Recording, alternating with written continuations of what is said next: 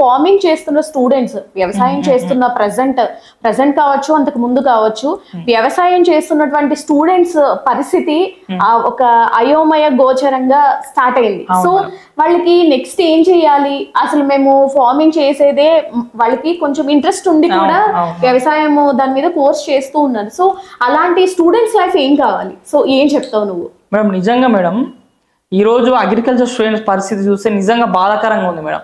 ఎందుకంటే madam agriculture కాలేజెస్కి అయినా సరే అగ్రికల్చర్ కోర్సులలో జాయిన్ అయ్యే విద్యార్థుల యొక్క మెంటాలిటీ ఇంతకుముందు అంటే ఒక 5-10 years కింద ఎట్లుంటుందంటే అగ్రికల్చర్ కోర్స్ చేస్తే తొందర గవర్నమెంట్ జాబ్ వస్తుంది, తొందర సెటిల్ అవుతామని చెప్పేసి చాలా మంది వచ్చేసి అగ్రికల్చర్ కోర్సులలో జాయిన్ అవుతారు. రెండోది అగ్రికల్చర్లో కూడా ఎక్కువ ఆపర్చునిటీస్ ఉంటాయి, ఎక్కువ జాబ్ ఆపర్చునిటీస్ ఉంటాయని చాలా మంది అగ్రికల్చర్ కోర్సులోకి వస్తారు. అగ్రికల్చర్ కోర్సులోకి వచ్చే వాళ్ళ స్టూడెంట్స్ పరిస్థితి ఎట్లుంటుంది అంటే మొత్తం highly talented madam, EAMCET rank, అదేవిధంగా అగ్రికల్చర్ పాలిటెక్నిక్ ఒక ఎంట్రన్స్ టెన్స్లో దాదాపు 95% ఎబో ఉన్నటువంటి స్టూడెంట్స్ మాత్రమే అగ్రికల్చర్ బీఎస్సీ అయినా సరే, అగ్రికల్చర్ డిప్లొమా అయినా సరే, ఎంఎస్సీ అగ్రికల్చర్, అందులో ఎక్కడ చూసినా ఒక మొద్దనట్టుడు కనిపించాడు. మొత్తం బ్రిలియంట్ స్టూడెంట్స్ వచ్చి అగ్రికల్చర్ కోర్సులో చేస్తారు. ఎందుకంటే వాళ్ళకి ఉద్యోగ అవకాశాలు ఉంటాయి, ప్రభుత్వం తరఫున మంచి ప్రభుత్వ ఉద్యోగాలు పడతాయని చాలా మంది వస్తుంటారు. కానీ ఈరోజు పరిస్థితి ఏమైపోయిందంటే మేడం, ఒక అగ్రికల్చర్ చదువు చదివి అగ్రికల్చర్ నాలెడ్జ్ని పొంది క్షేత్రస్థాయి నుండి రైతుకి సలహాలు సూచనలు ఇద్దాం అన్నటువంటి పరిస్థితిలో ప్రభుత్వ ఉద్యోగాలు లేనటువంటి పరిస్థితి కనిపిస్తుంది మేడం.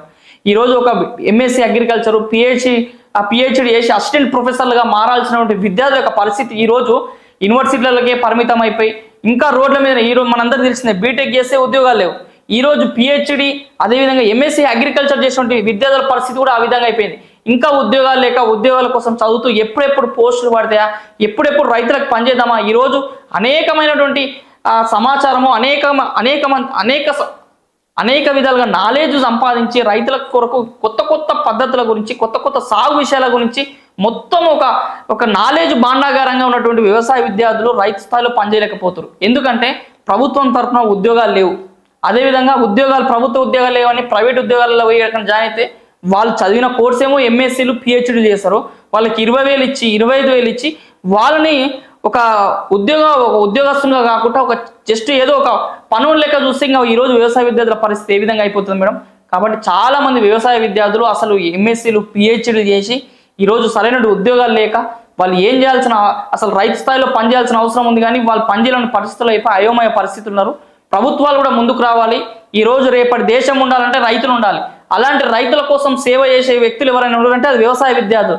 అలాంటి వ్యవసాయ విద్యార్థుల కొరకు ప్రభుత్వాలు 100 ఎకరాలు ఉంది, అలాంటి 100,000 లక్షల ఎకరాలకి ఎక్కువ మంది ప్రభుత్వ ఉద్యోగులు లేరు, కొన్ని వేల ఎకరాలకి ఒక్కొక్క వ్యవసాయ విస్తరణ అధికారి ఉన్నాడు. కాబట్టి ప్రభుత్వాలు కూడా ఏం చేయాలంటే ఒక 50 ఎకరాలకి 100 ఎకరాలకి 150 ఎకరాలకి ఒక వ్యవసాయ విస్తరణ అధికారాన్ని నియమించాలి.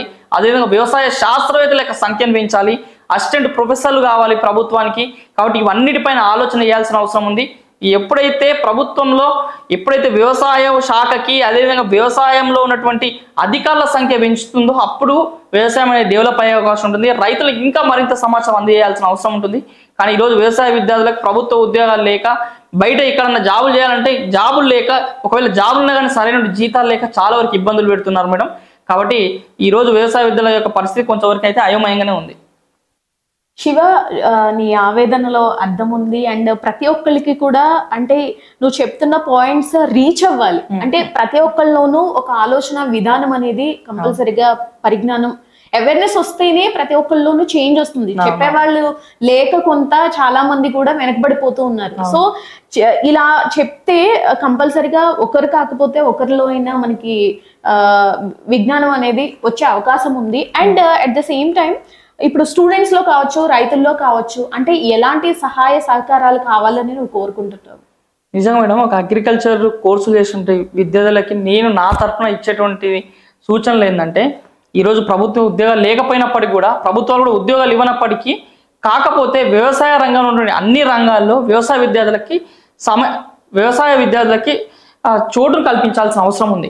ఏ విధంగా అంటే ఈరోజు మనం పురుగు మందులు ఫెర్టిలైజర్ షాపులు ఉంటాయి, దానికి ఏముంది అర్హత, మినిమం ఏదైనా డిగ్రీ సైన్స్ రంగంలో చేసిన వాళ్ళకి షాప్స్ పెట్టుకోవచ్చు అని చెప్పి. కాకపోతే నేను ఇచ్చేటువంటి ప్రభుత్వానికి ఏంటంటే కేవలం బీఎస్సీ అగ్రికల్చర్ డిప్లొమాలు అదేవిధంగా అగ్రికల్చర్ కోర్సులు చేసిన వాళ్ళకి మాత్రమే ఏదైతే పురుగు మందుల దుకాణాలు ఎరువుల దుకాణాలు పెట్టుకుంటే వాళ్ళకే లైసెన్స్లు ఇవ్వాలి. అలాంటి రంగంలో ఈ విధంగా చదువుకున్నటువంటి నాలెడ్జ్ ఉన్నటువంటి వ్యక్తులు, అదేవిధంగా ఈ వ్యవసాయంలో ఉన్నటువంటి నాలెడ్జ్ సబ్జెక్ట్ ఉన్నటువంటి వాళ్ళే ఆ షాపులలో ఉంటే ఇంకా రైతులకు ఇంకా మరిన్ని రైతులకు ఉపయోగపడే మందులు, అదేవిధంగా నకిలీ మందులు ఇవ్వకుండా రైతులు మోసపోకుండా ఉండే అవకాశం ఉంటుంది. దీంతో పాటు ప్రభుత్వం స్టార్టప్ ఐడియాస్, అగ్రికల్చర్తో వచ్చేటువంటి స్టార్టప్ ఐడియాస్కి మరింత ప్రోత్సాహం ఇవ్వాల్సిన అవసరం ఉంది.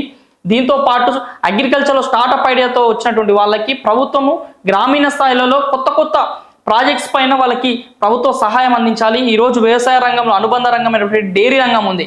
డైరీ రంగంలో విద్యార్థులకు అవకాశాలు ఇవ్వాలి, అదేవిధంగా సబ్సిడీలు ఇవ్వాలి. అదేవిధంగా దీంతో పాటు మనకి ఈరోజు బై ప్రోడక్ట్స్, ఈరోజు టమాటా మనకి ఈరోజు మార్కెట్లో చూసుకున్నట్టయితే ఒకసారి 200 కిలో ఉంటుంది, ఓసారి 2 రూపాయల కిలో ఉంటుంది. కానీ అలా రేట్ లేనప్పుడు కూడా ఆ టమాటాని రీప్రొడక్షన్ చేసే విధంగా, దాన్ని బై ప్రోడక్ట్ గా తయారు చేసే విధంగా ఇండస్ట్రీస్ రావాలి. టమాటా కేచప్స్, ఈ రోజు మహబూబ్ నగర్ జిల్లాలో చూసినట్టే సీతాఫలాలు వచ్చిన తర్వాత, ఆ సీతాఫలాలు సీజన్ అయిపోయిన తర్వాత కూడా అక్కడ నుండి FPOల ఆధారంగా వాళ్ళు ఏం చేస్తారంటే సీతాఫలం గుజ్జుతోటి వాళ్ళు సంవత్సరం పొడవునా అనేక రకాల ఐస్ క్రీమ్స్ తయారు చేస్తారు. అంటే ఇలాంటి పరిశ్రమల్లో కూడా వ్యవసాయ విద్యార్థులకు అవకాశం ఇవ్వాలి.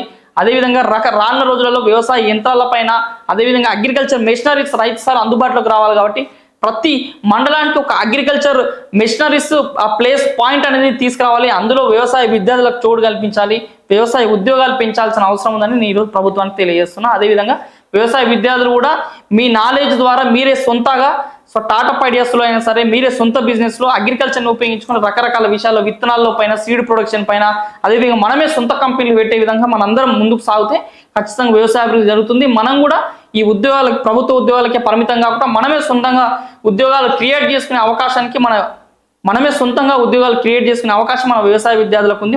మన దగ్గర అంత నాలెడ్జ్ కూడా ఉందని నేను మా వ్యవసాయ విద్యార్థులకి, అదేవిధంగా ప్రభుత్వం